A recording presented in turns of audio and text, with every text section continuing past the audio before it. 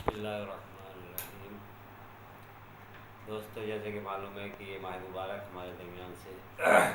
بہت تیزی کے ساتھ جو ہے گزر رہا ہے۔ آج اس کی جو ہے 5 تاریخ ہو چکی، 5 روزے ہمارے تقریباً اختتام پذیر ہیں، اور ہم نے جو ہے اس وقت تک اس ماہ مبارک میں کیا کیا اور کیا نہیں کیا، یہ انسان بہتر جانتا ہے۔ جیسے کہ میں نے آپ لوگوں کے سامنے پہلے بھی خطبہ نبی کے وہ اجزاء پیش کیے ہیں جو نبی نے جو ہے اپنے خطبے میں ارشاد فرمایا ہے، لہذا اس میں سب سے پہلے جو ہے بہار قرآن جو ہے وہ اس مہینے میں آتی ہے کہ انسان زیادہ سے زیادہ قرآن پڑھے، کیونکہ اس ماہ میں ایک آیت پڑھنے کا ثواب جو ہے وہ ایک قرآن ختم کرنے کا ثواب رکھتا ہے۔ اگر کوئی انسان عام دنوں میں قرآن ختم کرے اور اس ماہ میں ایک آیت پڑھے تو ایک آیت کے پڑھنے کا ثواب جو ہے وہ پورے قرآن ختم کرنے کا ثواب ہے۔ جہاں عبادتیں جو ہیں وہ سونے کے بعد انسان عبادت میں ہوتا ہو، اس سے بڑا اور کیا اللہ کا کرم ہوگا کہ انسان سوتا ہے مگر اس کے بعد بھی عبادت کا ثواب ملتا ہے۔ انسان کی جو سانس نکل رہا ہے اور سانس داخل ہوتا ہے پھر نکلتا ہے، ہر سانس پروردگار عالم جو ہے وہ ایک تسبیح کا ثواب دیتا ہے۔ لہٰذا یہ تو ہوا ماہ رمضان کی بہار، لیکن ایک پیغام جو رسول اسلام نے ہمیں اس خطبے میں دیا ہے وہ ہے ایھا الناس من فطر منکم صائما مؤمنا فی ھذا الشہر کان لہ بذلک عند اللہ عتق نسبۃ۔ سرکار رسالت حضرت محمد مصطفیٰ صلی اللہ علیہ وآلہ وسلم اس خطبے میں ارشاد فرماتے ہیں، ایھا الناس ہے لوگوں، جو شخص بھی تم میں سے اس ماہ مبارک میں ایک انسان کو افطار کرائے، ایک مومن بھائی کو افطار کرائے، تو اس نے ایسا ہے کہ جیسے ایک غلام کو آزاد کیا۔ یعنی ایک انسان کو افطار کرانا اس ماہ مبارک میں،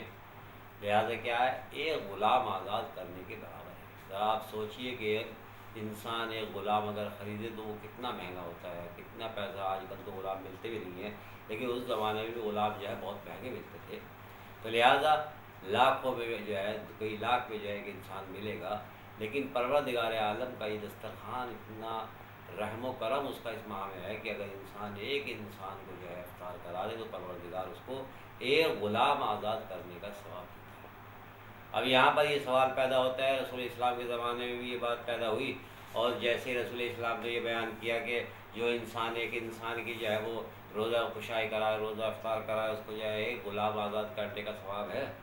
تو کچھ صحابہ نے یہ کہا، یا رسول اللہ، ہر انسان تو اس بات پہ قدرت نہیں رکھتا کہ وہ جو ہے ہر ایک انسان کو جو ہے افطار کرا سکے۔ ایک انسان ہے کہ بیچارے کے پاس اس کے اپنے ہی کھانے کو نہیں ہے تو دوسرے کو کیا کہ افطار کرائے گا، تو لہٰذا وہ کیا کرے، اس کا مطلب یہ ہے کہ وہ تو اس ثواب سے محروم رہ جائے گا، یا رسول اللہ، اس کو جو ہے یہ ثواب نہیں ملے گا، لہٰذا اس کو کیا کرنا چاہیے۔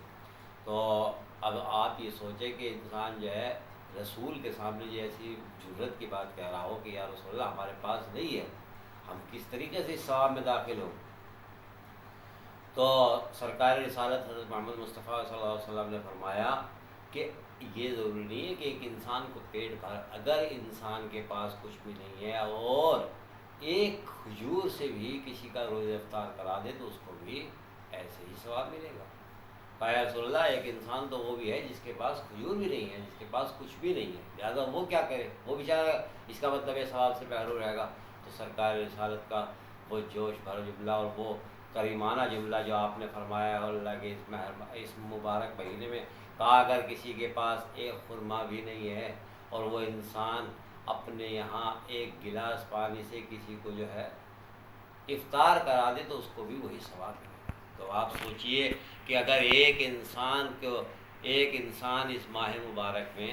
پانی سے افطار کرا دے تو اسے کتنا بڑا ثواب ہے۔ اب انسان کو غور و فکر کرنے کی ضرورت ہے، ہمیں توجہ کرنے کی ضرورت ہے، ہمیں سوچنے کی ضرورت ہے کہ جب ایک گلاس پانی کے بدلے میں پروردگار عالم ہمارے اس گلاس کے بدلے میں جو ہم نے خلوص نیت سے اس انسان کو پلایا ہے اور اس کا روزہ اس پانی سے افطار کرایا ہے، تو پروردگار عالم اس کا اتنا ثواب دے رہا ہے۔ تو لہٰذا اب ذرا غور کرنے کا مقام ہے، سوچنے کا مقام ہے کہ اگر انسان اپنے دسترخوان پر کسی غریب کو، کسی فقیر کو، کسی انسان کو جو ہے افطار کراتا ہے، لہٰذا اس کا جو ہے ثواب۔ اچھا، اس میں یہ بھی نہیں ہے کہ انسان غریب کا جو ہے افطار کرائے، کہ نہیں، افطار کا مطلب ہے یعنی افطار کرانا، کسی کو بھی افطار کرائے، بس اللہ کے لیے افطار ہو، یہ نہ ہو کہ دکھاوے کے لیے ہو کہ جی بڑے صاحب آئیں گے تو وہ ہمیں سلام کریں گے یا ہم جو ہے اللہ ہماری عزت ہوگی، نا، اگر اس لیے ہے تو پھر اللہ کے یہاں اس کا کوئی بھی اجر ملنے والا نہیں ہے۔ اللہ کے یہاں اجر وہ ملے گا کہ جس سے جو ہے انسان اللہ کے لیے کام ہو۔ یہ دیکھے کہ بھائی آنے والا آئے گا افطار کرے گا، ہمیں بھی ثواب ملے گا، اسے بھی ثواب ملے گا، لہٰذا یہ تو بہت اچھی بات ہے۔ تو لہٰذا اگر انسان کسی کو بھی افطار کرے، لیکن اگر اس میں جو ہے کسی غریب بھائی کو کرائے تو اور اچھی بات ہے اس کو جو ہے۔ اب یہ بھی ضروری نہیں کہ انسان اپنے دسترخوان پر گھر پہ بلا کے کرائے، لیکن اگر انسان جو ہے کسی کے یہاں پر جو ہے کھانا بھیج دے اور اس سے کہے کہ اس سے آپ افطار کیجیے گا، یا کسی کو ایک مہینے کا کھانا جو ہے دلوا دے کہ آپ اس چیز سے افطار کیجیے گا، ہمارے لیے بہت بہت مطلب ہم جو ہے آپ کے شکر گزار رہیں گے اگر آپ نے اس سے افطار کیا، تو انسان کو وہی ثواب ملے گا جو اس نے گھر پہ ثواب جو ہے افطار کرا۔ لہٰذا یہ غور و فکر کرنے کی ضرورت ہے کہ اگر انسان کسی غریب کو 1 ماہ کا راشن دلا دیتا ہے، یا 10 دن کا راشن دلا دیتا ہے، یا 10 دن کا جو ہے کھانا دے دیتا ہے، اور وہ 10 دن تک اسی کھانے سے جو ہے افطار کرتا ہے جو آپ نے دیا ہے، میں نے دیا ہے، یا کسی مومن نے دیا ہے، تو جتنا ثواب رسول اللہ نے فرمایا وہ آپ کو ہر روز ملتا رہے گا جب تک کہ وہ اس سے افطار کرتا رہے گا۔ لہٰذا یہ افطار کرانے کا اتنا بڑا ثواب ہے انسان کے لیے کہ جس کے لیے اللہ کے بارگاہ میں جانے کے بعد میں جو ہے ایک غلام آزاد کرنے کا ثواب ایک انسان کے، اور جنت کا جو ہے پروانہ اس کو مل جاتا ہے۔ اس کے بعد جو ہے رسول اسلام دوسری چیز پہ جو غور دیتے ہیں وہ کہتے ہیں ایھا الناس من حسن منکم فی ھذا الشہر خلقہ، جس شخص نے اس ماہ مبارک میں اپنے اخلاق کو جو ہے درست کر لیا وہ انسان کامیاب ہوگا۔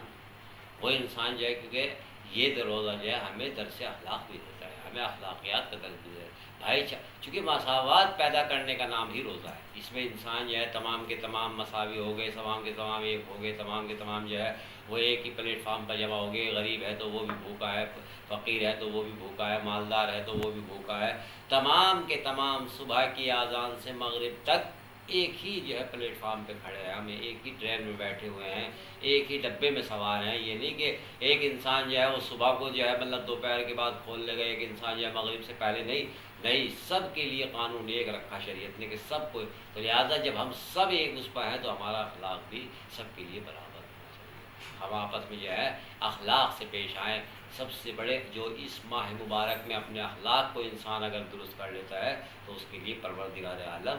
بہت اس کو جو ہے صراط مستقیم پر آسانیاں پیدا ہوں گی۔ تو لہٰذا ہمیں چاہیے کہ ہم کیا کریں، اپنے اخلاق کو جو ہے اس ماہ مبارک میں صحیح کریں، اپنے اس ماہ مبارک میں ماں باپ کے ساتھ، بہن بھائی کے ساتھ اور دوسروں کے ساتھ جو ہے حسن سلوک سے پیش آئے، ان کے ساتھ اچھے برتاؤ کریں، ان کے ساتھ اچھے طریقے سے رہیں۔ لہٰذا یہی بھی ہمارے لیے ایک درس عبرت ہے کہ ہمارا اخلاق جو ہے اس ماہ مبارک میں، کیونکہ یہ اخلاق جو ہے جوازاً علی الصراط، اس کے لیے رسول اللہ نے فرمایا کہ یہ جو ہے پاسپورٹ کی طرح ہے صراط پر سے گزرنے کا۔ لہٰذا ہمیں چاہیے کہ ہم اس بات پہ اپنے جو ہے اپنے اخلاق کو صحیح رکھیں۔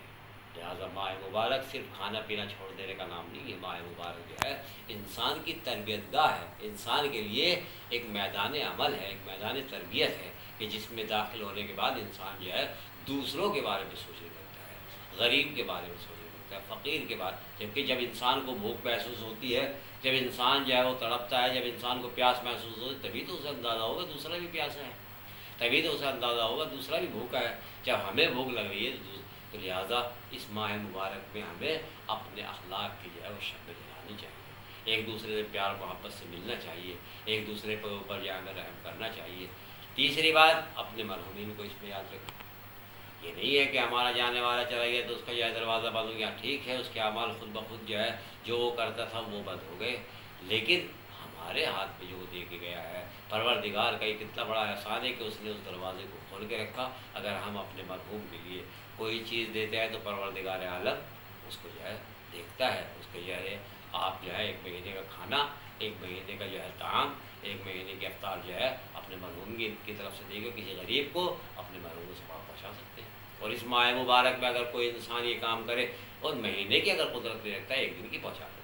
2 دن کی پہنچا دے، 4 دن کی پہنچا دے، جتنی آپ کا قوت ہے، جتنی مجھ میں قوت ہے، جتنی مجھ میں طاقت ہے، اپنے مرحومین کے لیے یہ کام ہم انجام دیں۔ اپنے قریب کے، اپنے قرب و جوار میں دیکھیں کہ ایسا کون انسان ہے جس کے پاس کھانے کو نہیں ہے، تو لہٰذا مجھ سے کہیں بھائی یہ 10 روپے لو، یہ 50 روپے لو، یہ 100 روپے لو، آج کا افطار ہماری طرف سے کرنا اور ہمارے مرحوم کے لیے فاتحہ پڑھنا۔ یہ بھی نہ کہو بس آپ نے نیت کر لی، اللہ تو نیتوں کو دیکھنے والا ہے، ہم نے جب نیت کر لی کہ ہمارے مرحومین کی طرف اپنے والد کی طرف سے دے رہے بھائی والدہ کی طرف سے دے رہے، لہٰذا اگر وہ کرے گا تو اس کا ثواب انہیں کو پہنچے گا۔ لہٰذا ہمیں چاہیے کہ اس ماہ مبارک میں ہم جو ہے کیا